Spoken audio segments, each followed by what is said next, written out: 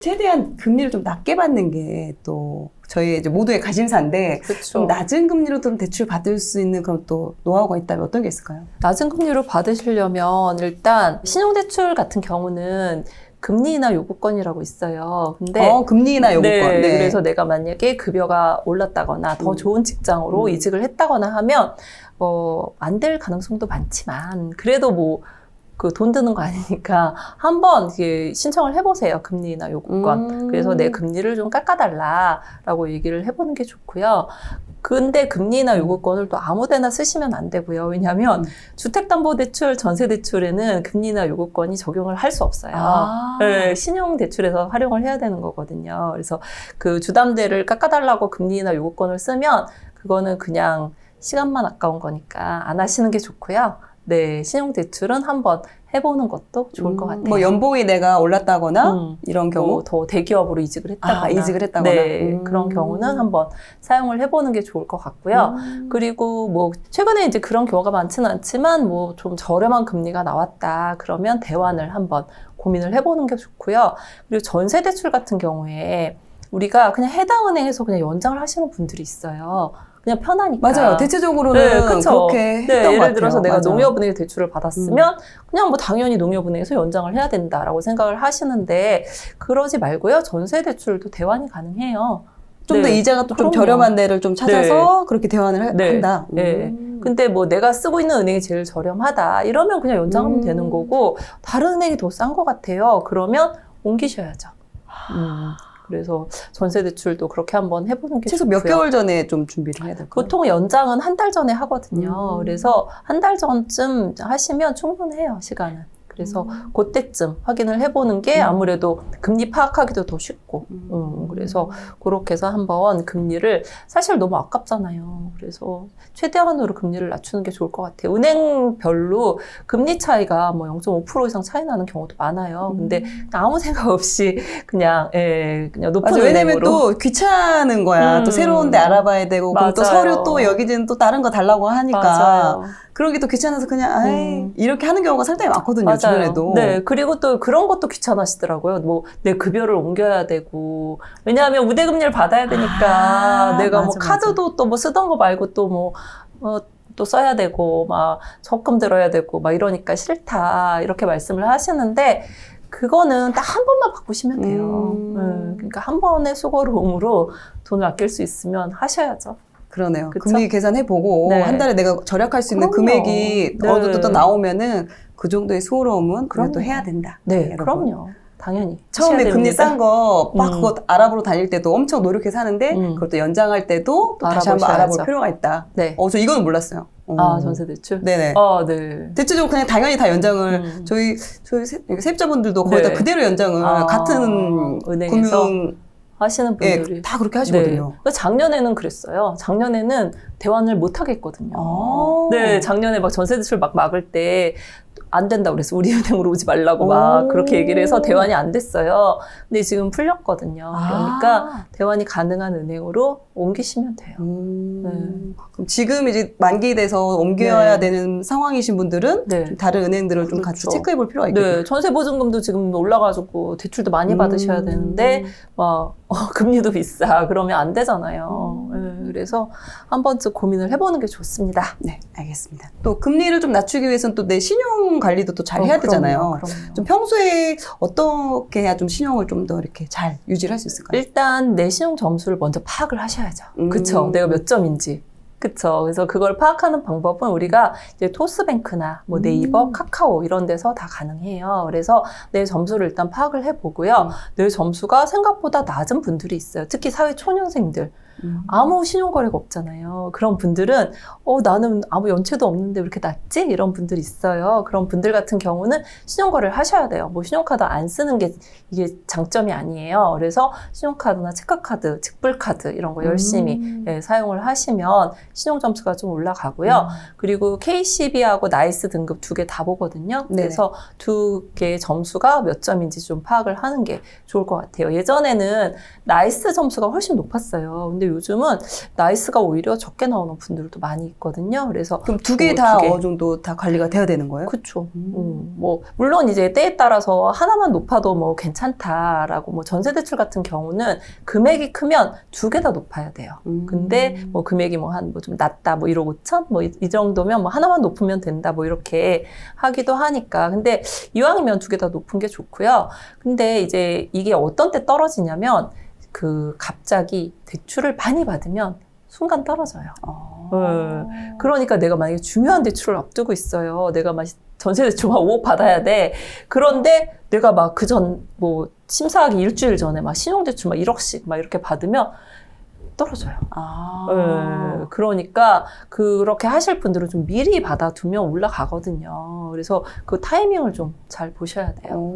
중요한 대출 앞두고 이제 신용점수 떨어져서 안 나오면 안 되잖아요. 그쵸?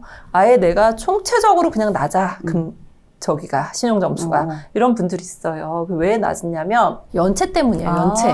뭐 카드 연체. 그쵸. 사소하게 막 연체를 하는 분들이 있어요. 내가 그냥 습관이지. 그런 분들은 그냥 아예 그냥 마이너스 통장을 좀 만들어 두시면 거기서 좀 빠지잖아요. 그래서 그렇게 해서 신용카드는 연체 없이 좀 하시면 좋고요.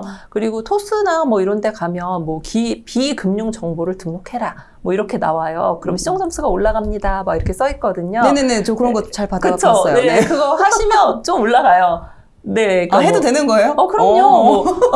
전 또, 못 누르겠어. 그런 거. 비금융 정보를 등록을 하는 거예요. 그게 뭐냐면 뭐 관리비, 뭐 국민연금, 나의 건강보험료 이런 공공요금을 거기다 이제 등록을 하면 그러면 이제 그게 올라가더라고요. 그래서 그렇게 좀 관리를 하시면 좋을 것 같고요. 그리고 카드론 이런 거 받으시면 안 돼요. 그거 받으면 그 정말 돈이 없는 사람인가 보다라고 이제 인지를 해요. 네, 카드론까지 받으면 그런 상황이 되신 분들이 좀 상당히 많거든요. 그래서 되도록이면 안 받는 게 좋고요. 차라리 마이너스 통장이 더 낫다. 네, 신용대출을 딱 한 번에 한 건 받는 게 되게 좋고요. 여러 건 나눠서. 왜냐하면 카드로는 이제 카드사 하나만 받는 게 아니잖아요. 여러 개 받는단 말이에요. 그러면 이런 분들을 이제 뭐라고 칭하냐면 다중채무자. 여러 군데에 채무가 있는 사람이에요. 그쵸? 그거 별로 안 좋거든요. 차라리 그냥 신용대출 한 건 이렇게 받는 게 훨씬 나아요. 그렇게 해서 좀 신용 점수를 관리를 해야지 이 신용 점수는 갑자기 올리기가 좀 힘들어요. 갑자기는 떨어질 수 있어. 근데 갑자기 올리기가 힘드니까 이런 거는 좀 꾸준히 관리를 하시는 게 도움이 되세요. 그 대출 받기 위해서 조회를 좀 여러 군데에서 받거나 이런 거는 상관없나요? 그게 이제 갑자기 그런 경우가 있긴 했어요. 근데 그 대출을 받을 때 그 합당한 이유가 있었던 거였어요. 왜냐면 그러니까 뭐 우리 그 신용대출 뭐 핀다나 토스 이런 데 이제 하게 되면 쫘르륵 하게 되잖아요. 네. 그럼 그게 이제 각 금융기관으로 그 전부 해서 이렇게 나오는데 처음에 이게 왜 이러지? 막 이랬거든요. 근데 그 크게 문제는 없었어요. 네, 그거는 걱정 안 하셔도 될 것 같아요. 하는 건 이런 거랑 별로 크게 상관이 없다. 좀 그런 것도 좀 걱정이 됐었거든요. 왜냐면 대출을 알아볼 때 뭐 카카오뱅크나 이런 데 알아보면 일단 내 정보를 다 넣어야 되니까 이게 여러 개 다 퍼지면서 조회수가 이제 너무 많이 있으면 얘가 지금 무슨 일이 있구나 하고 이게 한도가 이게 신용도가 떨어진다 이런 이야기를 주변에서 들어가지고 뜨긴 뜨더라고요. 갑자기 이분이 이제 너무 많은 조회를 했구나라는 게 자료가 뜨기는 해요. 근데 뭐 신용 점수가 이렇게 막 하락하거나 그러진 않았었어요. 그래서 너무 걱정은 안 하셔도 될 것 같아요. 네, 알겠습니다. 오히려 다중채무가 문제다. 그렇죠. 실행을 하면 그건 문제예요. 카드론 이런 거. 네, 하지 마세요. 차라리 금액을 작게 여러 군데 하는 것보다는 그냥 신용대출이나 마이너스 통장으로 한 군데서 딱 받는 게 훨씬 신용 점수에 있어서는 도움이 된다. 최근에 그 한국 부자 보고서에 따르면 한국 부자들은 또 말씀하신 게 평소 자산 증식을 위해서는 빚을 두려워하면 안 된다. 이런 말씀을 또 하시는 걸로 제가 알고 있습니다. 실제적으로 그런 부자가 된 사람들은 어떻게 대출을 그렇게 잘 활용을 제가 하던가요? 그 사례를 한번 전세로 5억에 살던 사람이 있었어요. 네.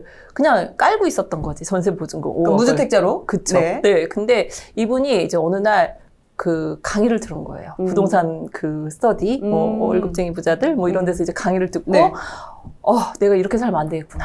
라고 이제 마음을 먹은 거죠. 일단 마음을 먹는 게 저는 제일 중요하다고 생각을 해요. 그래서 전세 대출을 4억을 받았어요. 그래서 일단 돈이 있어야 내가 뭐 할 거 아니냐 이렇게 얘기를 하시더라고요. 그래서 그래라.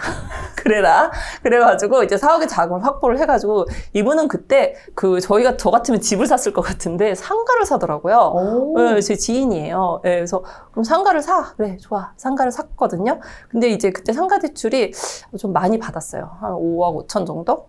받았고, 그래서 자기 자금도 좀 있었고, 상가에서 대출 5억 5천 받았으니까 내 자금이 한 2억 5천 정도, 물론 이제 세금 뭐 이런 거 해서 더 들어갔을 수도 있지만 그 정도에서 들어갔고요. 그랬더니 돈이 좀 남았어요. 대출을 4억을 받았는데 2억 5천 썼잖아요. 네. 그래서 1억 5천으로 뭘 할까 고민을 하다가 집을 하나 샀어요. 전세 끼고 샀는데 그때 시세가 6억 5천 정도 됐거든요. 그 노원구에다가 집을 샀거든요. 네. 그랬는데 그때 전세 보증금이 4억이었고요. 그래서 내 자금이 여기 또 2억 5천이 들어갔어요. 신용대출 1억 받아가지고. 그러니까 이분은 전세대출 4억 받아가지고 상가 하나 사고 집 하나 사고. 그러고서 4년이 흘렀죠. 네. 4년이 흘렀어요. 그럼 어떻게 됐겠어요? 그분은 지금 그 상가는 한 12억 정도로 시세가 상승을 했고요. 그리고 지금 그 집가 10억 됐더라고요. 네. 지금 6억 5천 정도에 6억 5천에 매수를 했는데. 네. 그러니까 이렇게 해서 대출을 활용을 한다라면 얼마든지 자금을 마련할 수 있고요. 최근에 이제 저 아시는 분이 무주택자였어요. 그분이 자기는 이제 무주택자가 되기를 그만하겠다. 나 이제 무주택자 그만하겠다. 살 거다. 네. 그분은 원래 청약을 하려고 했었어요. 많은 기간을 기다리셨죠. 가점도 60점이 넘었어요. 그래서 제가 아니 그냥 기다리지 왜? 그랬더니 자기가 원하는 데는 못 간대 이 점수로. 그래서 그냥 과감히 포기를 하겠다. 그래서 전세 대출을 해달라고 하시더라고요. 그래서 제가 말씀을 드렸어요. 그분은 돈이 많아요. 그러니까 굉장히 큰 단지에 들어가고 싶어 했던 거죠. 이제 강남에 이런 대분양을 기다렸던 건데. 근데 그분은 이제 돈이 많음에도 불구하고 그분이 하신 말씀이 대출을 받겠다. 전세 대출을 해달라고 하시더라고요. 그래서 제가 아니 다주택자의 길로 가실 건데 전세 대출을 어떻게 받으세요? 안 돼요. 제가 그랬거든요. 그랬더니 그냥 이금융권으로 받아서 그리고 투자를 하겠다라고 생각을 하시더라고요. 네. 그러니까 이게 되게 그런 것 같아요. 그냥 무주택자로 계속 이제 하게 되면 그냥 무주택자의 길로 하는데 한번 집을 사면 계속 사고 싶으신가 봐요. 그래서 여러 개 살 거다라고 말씀을 하시더라고요. 그래서 제가 신중하게 잘 고민해서 좋게 잘 결정하셔라라고 제가 이제 조언을 해드렸는데, 그래서 부자들이 오히려 더 대출을 받으려고 해요. 최근에 빌딩 사거나 이런 분들은 정말 최대 대출을 원하세요. 최대 대출. 그리고 금리도 어떻게 하면 좀 깎을까? 그 생각을 정말 많이 하세요. 어떻게 하면 레버리지를 잘 일으켜서 금리도 싸게 해서 이걸 잘 활용을 할 수 있을까? 이 부분에 좀 초점으로 많이 생각을 하시나 보네요. 그렇죠. 왜냐하면 레버리지를 쓰면 내가 하나 살 거를 2개 살 수 있잖아요. 내가 사실 집에 하나 있는 거는 하나 오르면 그냥 좋죠. 그렇지만 그게 돈이 되진 않아요. 내 이사를 가지 않는 이상은. 그렇죠. 그리고 내 이사를 가더라도 내 집만 오른 게 아니기 때문에 옆집도 올랐어요. 그래서 상급집 이사 가려면 또 돈이 있어야 돼요. 근데 내가 만약에 2개를 샀어. 레버리지를 이용을 해서 2개를 샀으면 이게 하나는 상승폭이 내 것이 될 수 있잖아요. 그래서 레버리지는 이제 그것 때문에 이용을 한다라고 생각을 하고 있거든요. 그래서 여러분들도 그 대출을 무분별한 대출은 받으시면 안 돼요. 물론 필요할 수도 있어요. 근데 그렇게 소비성 대출보다는 내가 수익을 창출하고 자산 가치를 상승할 수 있는 이제 그런 대출을 받으셨으면 좋겠어요. 또 지금 같은 경우는 또 금리가 좀 오르고 있는 상황이기 맞아요. 때문에 또 너무 무분별하게 받기에도 좀 되게 리스크가 클 수 있으니까. 그리고 최근에 이제 얘기를 하다 보면 저 대출 상환하려고요. 이러시는 분들도 상당히 많아요. 예전에는 대출 받기가 어려우니까 저 그냥 갖고 있으려고요. 이렇게 말씀을 하셨는데 최근에 이제 저는 그냥 마땅히 지금 당장 생각이 나질 않아요. 그래서 일단 상환하려고요. 그렇게 말씀을 하시는데 대부분 어떤 걸 상환을 하시냐면 신용대출부터 상환하시더라고요. 신용대출은 이제 또 쉽게 받을 수 있으니까 일단 상환했다가 다시 하겠다. 내지는 아니면 신용대출은 나 이제 마이너스 통장으로 받겠다. 라고 하시는 분들이 좀 많으신 것 같아요. 그럼 지금 현재 신용대출이나 이런 게 없는 분들 같은 경우 왜냐면 앞으로 또 금리가 계속 오르고 있다고 하니까 그럼 지금 미리 좀 신용대출을 받아놓는 게 좋을까요? 없으신 분들? 근데 그게 큰 의미는 없어요. 왜냐하면 신용대출은 만기가 1년이잖아요. 그래서 1년 지나면 다시 그 당시의 금리로 연장을 할 수밖에 없거든요. 그래서 내가 뭐 1년 안에 쓸 거다 이러시면 받는 게 맞지만 내가 좀 먼 미래에 쓸 거다 이러면 그냥 기다렸다 필요한 시점에 받는 게 좋고요. 그리고 만약에 내가 뭐 상환하기 어려운 대출금이 있어요. 예를 들면 내가 요번에 이거를 갚으면 나는 이제 못 받아. 뭐 DSR 때문에 못 받아. 뭐 이런 분들도 있거든요. 그러면 그냥 그 돈을 그냥 우리 일반 통장에 넣어놓지 마시고 저도 그 토스의 파킹 통장 쓰거든요. 토스의 파킹 통장이요? 네, 그러면 뭐 1억 원까지 연 2%의 금리를 준다. 물론 이제 세금 제하면 얼마 안 되는데 그래도 우리 은행 금리보다는 상당히 높잖아요. 그래서 그런 거에다가 잠깐 넣어놓는 것도 괜찮고요. 지나다니다 보면 은행 금리 상당히 높은 금리들이 있어요. 그래서 거기다가 좀 잠시 넣어놓거나 이러는 것도 나의 대출 금리를 조금 이렇게 커버해 줄 수 있다라는 생각이 들어요. 뭐 한도가 향후에 신용 한도가 좀 줄어든다거나 네.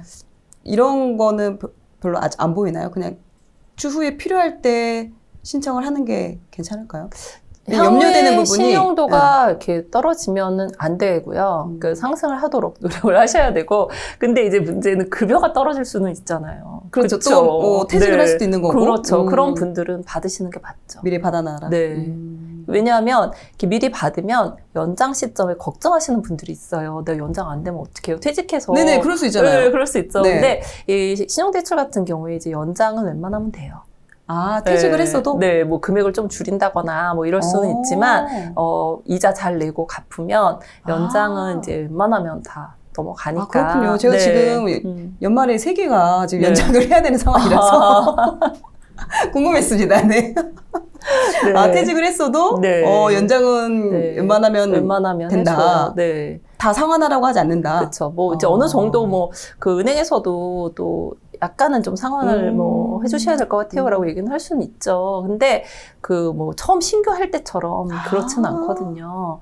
우리 요번에 그 시티은행이 네. 작년에 철수를 했잖아요. 네네. 그래서 그때 시티에서 정말 2배까지 대출을 받았던 분들이 계속 걱정을 많이 하세요. 막 갑자기 갚으라고 하면 어떡하냐 그랬는데 시티에서는 이제 향후 5년 동안은 연장은 해주겠다.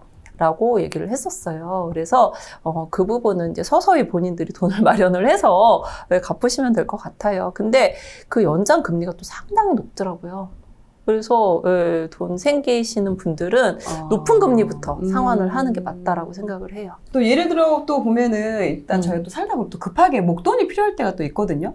이런 경우 또 잘못 받으면 이자를 또 너무 높은데 받을 수도 있고 한데 이런 급전이 필요할 땐 좀 어떤 대출을 활용하는 게 좋을까요? 제가 급하게 받지 말라고 항상 얘기는 해요. 네. 왜냐하면 아니 무슨 현금 인출기도 아닌데 저 내일 돈이 필요해요. 뭐 이러시는 분들이 있어요. ATM처럼. 그러니까요. 뭐 틱 누르면 나오는 게 아니잖아요. 주택담보대출이 심사를 해야 되는데 그래서 그러시면 안 돼요. 아셨죠? 네. 그래서 그럴 기미가 보인다. 그러면 그냥 가족한테 빌리는 게 가장 빠르고요. 네. 두 번째는 이제 신용대출이 그 다음으로 빨라요. 네, 우리 주택담보대출 이런 거는 한참 걸려요. 아무리 빨라도 왜냐면 이제 뭐 국토교통부에 뭐 이렇게 뭐 또 물어봐야 되잖아. 이분이 주택이 얼마냐, 뭐 여러 가지 확인 작업이 돼야 되니까. 네, 그래서 시간이 많이 걸려요. 아무리 빨리 한다고 해도 진짜 3일 이상, 뭐 진짜 지급으로 해도 일주일이 시간은 주셔야 되는데 급전이라 하면 이제 그런 경우 있었어요. 어떤 분이었냐면 정말 급전이었어요. 오늘 얘기해서 그 다음날 기표가 된 그런 분이었는데 신용대출이었거든요. 신용대출은 정말 빨리 나오는 경우도 있어요. 그래서 내가 필요하신 분들이라면 급전을 이용을 하시려면 신용대출을 이용하시는 게 가장 빨라요. 주담대는 보통 한 일주일 정도는 좀 주셔야 돼요. 생각을 해야 된다. 네. 그리고 전세 같은 경우는 안심전세 같은 경우는 우리가 계약 날짜하고 돈이 나가는 잔금 일자하고 2주 이상 벌어져야 대출이 진행이 가능해요. 네, 내가 오늘 전세 계약했으니까 뭐 일주일 있다 해주세요. 아예 진행이 안 돼요. 네, 그렇기 때문에 우리 주담대 전세 대출은 시간을 좀 주셔야 되고요. 신용대출은 그나마 좀 시간을 단축시킬 수 있다.